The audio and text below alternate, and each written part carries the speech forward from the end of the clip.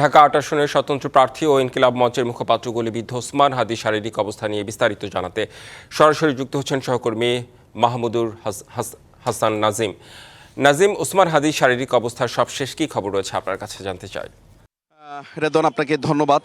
আসলে ওসমান হাদি যেটি আসলে গতকাল তিনি গুলিবিদ্ধ হয়ে কিন্তু ঢাকা মেডিকেলে তিনি ভর্তি হয়েছিলেন, সেখানে বেশ কিছু তার অপারেশন করা হয়েছে। পরবর্তী সময়ে তার অবস্থা আশঙ্কাজনক হওয়ার পরে কিন্তু তাকে এবার কেয়ার হসপিটালে স্থানান্তর করা হয়েছে। আর তার অবস্থা কিন্তু আসলে তার যে মেডিকেল বোর্ড গঠন করেছে, বিভিন্ন বিভাগের যে সমন্বয়ে 13 সদস্যের একটি বিশিষ্ট চিকিৎসক দ্বারা 13 সদস্যের বিশিষ্ট চিকিৎসক তারা কিন্তু একটি মেডিকেল বোর্ড গঠন করেছে। সেই বোর্ডের সিদ্ধান্ত অনুযায়ী তাকে এখন কিন্তু পর্যবেক্ষণে রয়েছে। তবে তার অবস্থা কিন্তু আসলে আশঙ্কাজনক হারে বলছে ডাক্তাররা।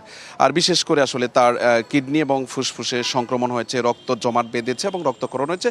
সেটি আসলে সারিয়ে ফেলার জন্য হয়তো তাকে হয়তো আগামীকাল বা এর মধ্যেই কিন্তু আরও পরীক্ষা নিরীক্ষার মাধ্যমে আসলে বিস্তারিত জানা যাবে এটিকে আসলে ওষুধের মাধ্যমে সেরে ফেলতে হবে নাকি তাকে অপারেশন করতে হবে। তো সব মিলিয়ে আসলে তার যে তার অবস্থা আসলে আশঙ্কাজনক হিসাবে তার ডাক্তার মেডিকেল বোর্ড বলেছেন। তবে তিনি নিবিড় পর্যবেক্ষণে রয়েছেন। তবে তার যে পরিস্থিতি এখনও রয়েছে, সেই পরিস্থিতি কিছুটা সেরে উঠতে তাকে একটু সময় লাগবে।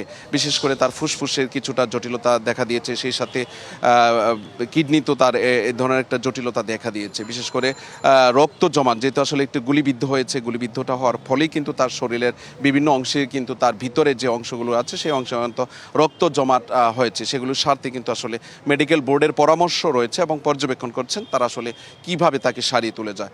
তবে তার শারীরিক অবস্থা কিন্তু আসলে এখনো অপরিবর্তিত রয়েছে।